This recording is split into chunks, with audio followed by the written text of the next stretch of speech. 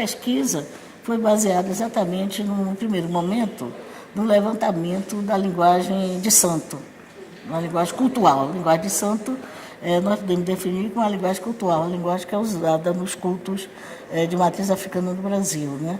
Que não é nenhuma língua africana mais, são apenas sistemas lexicais de línguas africanas que ficaram aqui. Então nós podemos dizer que essa linguagem não se trata de uma competência linguística, ninguém fala mais língua iorubá, nenhuma língua africana como língua plena do Brasil.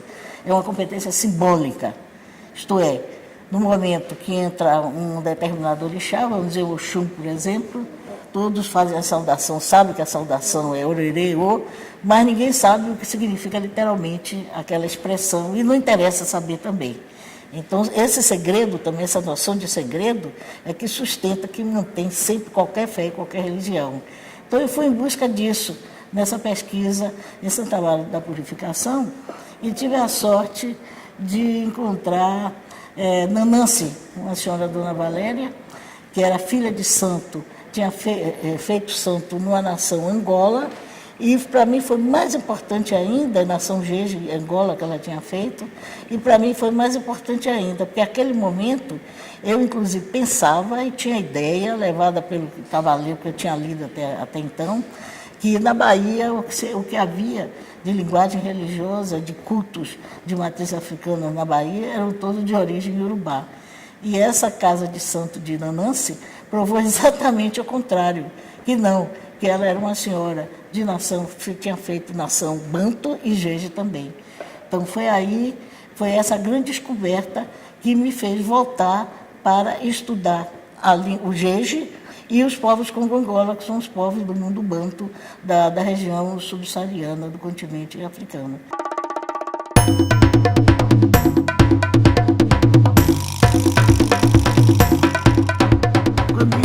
Século XIX, começou aqui nesta casa a fazer pesquisas sobre a presença negra africana aqui na Bahia, né? Então ele ficou impressionado pela grande presença de falantes iorubás aqui na Goiânia Iorubá, na cidade. Porque até então as pesquisas tinham sido feitas no Rio, onde a presença banto era predominante, claro, só se falava de influência banto e não falava de influência iorubá. Quando ele publicou Os Africanos no Brasil, então ele chamou a atenção, foi uma descoberta naquele momento, de que isso já foi depois, é uma obra pós-morte de Nina, né? Foi em 1933, ou 32, 33. Então, quando foi publicado Os Africanos no Brasil, então foi uma revelação para a época, essa presença na Goiânia Iorubá, aqui na Bahia. E o que aconteceu? Atraiu muitos pesquisadores para cá, inclusive pesquisadores estrangeiros. Foi Pierre Berger, foi Roger Bastide, Rescovitch, e aí passou-se a ideia de que a influência iorubá era uma influência no Brasil, inteira no Brasil, e era muito marcante, principalmente porque eles falam de Bahia sem explicar que se tratava da cidade de Salvador e não do Estado.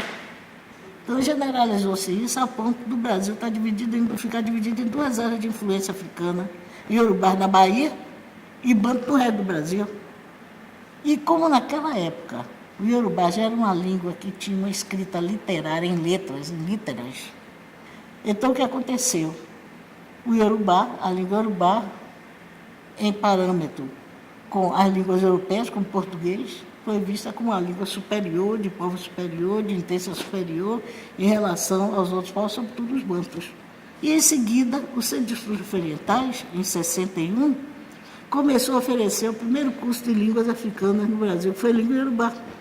Aí foi que difundiu mais ainda a ideia de que os iorubás eram um povo de cultura superior e tudo mais.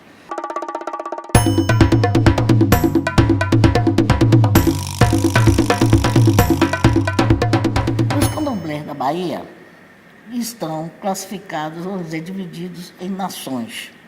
Aí o termo nação não quer se referir a uma denominação política, administrativa, não. Não se refere a isso.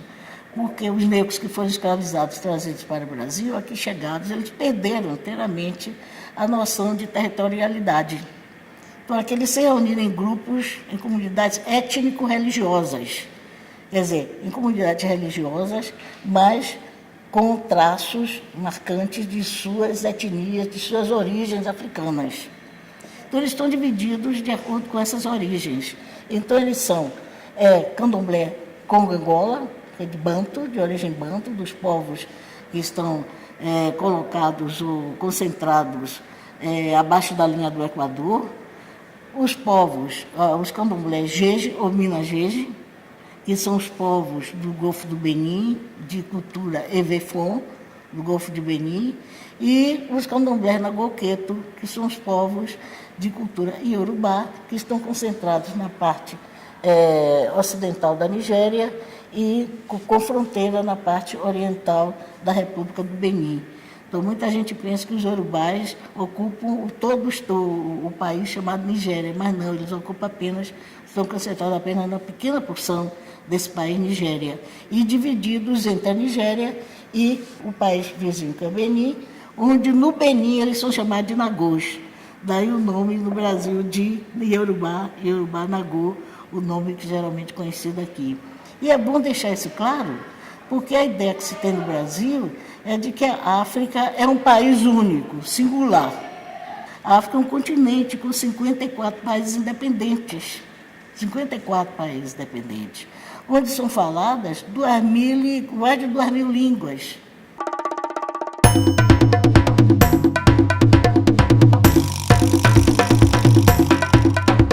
O candomblé não é uma religião africana. Os candomblés são religiões afro-brasileiras. Elas foram recriadas como a capoeira, por exemplo, foram recriadas e remoldadas no Brasil. E claro que elas foram recriadas e remoldadas a partir de quê? A partir de quê? A partir da lembrança iconográfica dos negros trazidos para cá em escravidão. Então é da memória que eles reconstruíram toda essa trajetória, toda essa organização das suas religiões e dos seus cultos. E diferencia hoje quem vai ao continente africano, quem vai, por exemplo, à Nigéria, buscar um candomblé, não vai encontrar. Porque entre os nigerianos, entre os iorubás, que cultuam a religião dos orixás, e os orixás são cultuados entre os iorubás que cultuam os orixás, o que acontece? Acontece que cada cidade tem um orixá que é patrono, que é o patrono daquela cidade. Então, se é Oxum, por exemplo, é na cidade de Oxumbô que se faz o culto para Oxum. Aqui na Bahia, não. Aqui na Bahia se reuniram todos os orixás numa determinada manifestação. Quer dizer, foi mais uma prova de resistência e continuidade cultural na opressão. Fazer isso, e não apenas cultuar A, B ou C separadamente, mas reunir todos num só culto. Se é o mundo banto, a mesma coisa, com os inquices. Então, cultuar os inquices num só culto.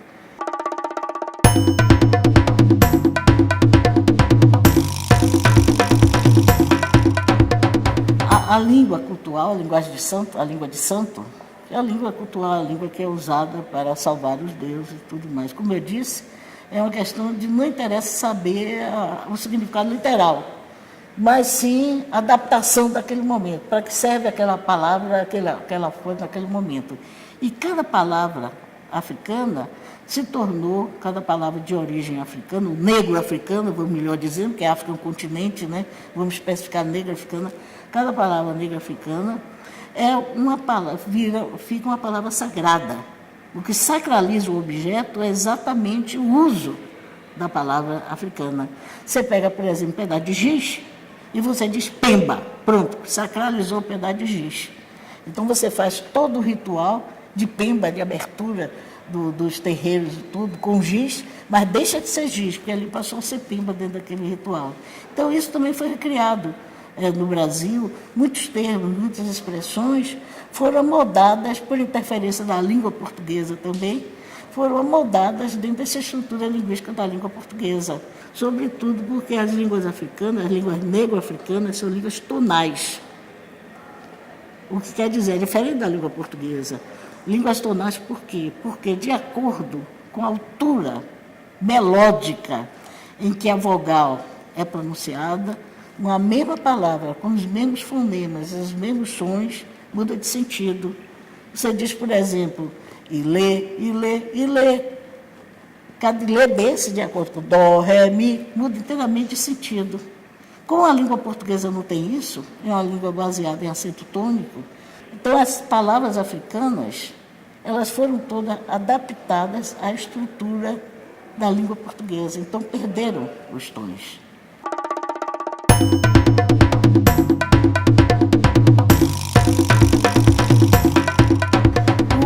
O africano trazido para cá, ele foi obrigado a falar português. E, claro, na medida que ele ia ouvindo aquele português falado, ele ia adaptando o português aqui da sua própria língua. Como a maioria desses falantes, que quando eles aprenderam, começaram a falar português, chamar de ladinos, como a maioria desses ladinos eram falantes de línguas bantu, a língua de Congo e de Angola, então o que aconteceu? Aconteceu que não houve um choque entre adaptar essa estrutura fonológica, a estrutura linguística das línguas do Congo e Angola, à estrutura que eles adquiriam do português. Que há semelhanças muito grandes. Por acaso, foi isso que uma das coisas da minha tese, grande novidade da minha tese, do que eu encontrei, eu não descobri, eu apenas encontrei, que as semelhanças entre a estrutura linguística do português arcaico, não é o português de hoje, português arcaico, que foi falado no Brasil, século XVI, século XVII, século XVIII, com as línguas do grupo banto, as estruturas são muito semelhantes, eram muito semelhantes. Então, o que aconteceu? No encontro desse português arcaico com as línguas do Congo e Angola, então não houve um choque por se tratar de estruturas linguísticas diferenciadas, não. Houve uma acomodação. E porque se tivesse havido um choque, então haveria necessidade de emergir um outro falar, para que as pessoas se entendessem, e aí seria então falar crioulo, que se chama de falar crioulo. Então, outra coisa que me chamou a atenção foi isso. Porque aqui em Angola, Moçambique e o Brasil não tem falar crioulo. Por quê? Exatamente porque houve essa coincidência.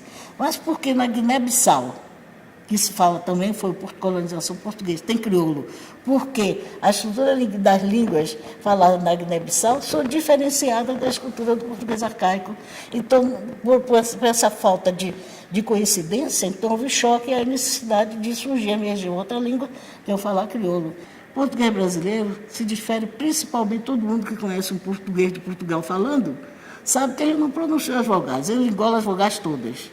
Nós, pelo contrário, nós odiamos grupo consonantal. Nós colocamos a vogal mesmo onde ela não tem, de pneu, ritmo. Então, isso graças a quê? Graças exatamente à coincidência linguística das línguas banto, que não tem grupo consonantal. A construção é sempre assim, consoante, vogal, consoante, vogal, consoante, vogal. Então, o que é que nós temos no Brasil hoje? Nós temos um português, que eu chamo português, que foi africanizado. E ele se mostra mais africanizado na medida em que os seus falantes são falantes que não têm um grande acesso à escola e o falante de uma grande concentração de comunidade negra.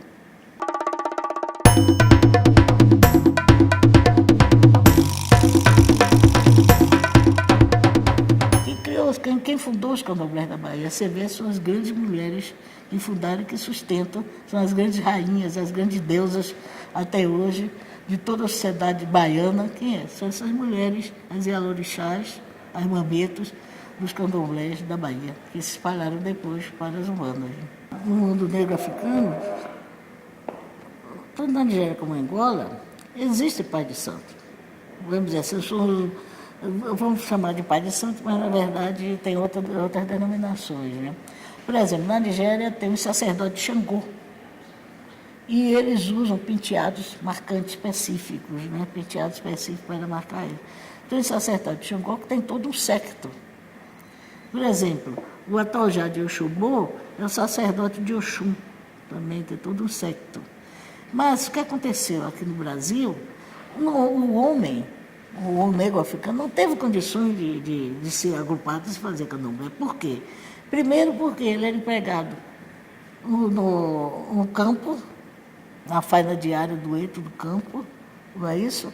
E empregado em vários trabalhos domésticos que não lhe davam oportunidade e tempo para fazer isso. Já a mulher não. A mulher foi empregada em serviços domésticos e mais tarde em serviço urbano como vendedora. Então elas tinham toda a condição, tinha tempo, de certo tempo para isso e também de certa condição financeira para fundar o Candomblé, senão ela não teria condições. E é um ditado muito curioso no Brasil que exprime bem essa coisa. É o seguinte, amanhã é dia de branco, não é isso? Segunda-feira é dia de branco, aliás. Por que segunda-feira é dia de branco? Porque no domingo o escravizado ia para a missa, ia rezar, ia folgar, ia sambar, que sambar quer dizer orar. Sambar é uma palavra banda, quer dizer orar, não é sapatear como nós temos hoje, é orar, rezar, orar. Tanto que Vinícius dizia, fazer samba é uma forma de oração, não é isso? Então sambar é rezar, orar. Então o que acontecia? Acontecia que aos domingos eles iam sambar e o branco via aquela reza, aquele samba, como uma coisa lúdica, recreativa. Como é que ele jamais ia imaginar que alguém ia rezar para Deus de corpo e alma, dançando, se remexendo, pulando? Jamais, né? Porque a religião católica é muito específica nisso. O corpo é uma coisa, a alma é outra, é muito maniqueísta.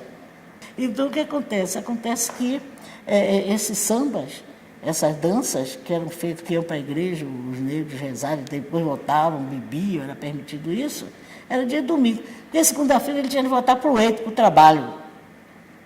Então, segunda-feira é dia de branco. Porque segunda-feira é o branco que mandava, obrigava de novo a voltar para a faina diária, para a luta diária do trabalho.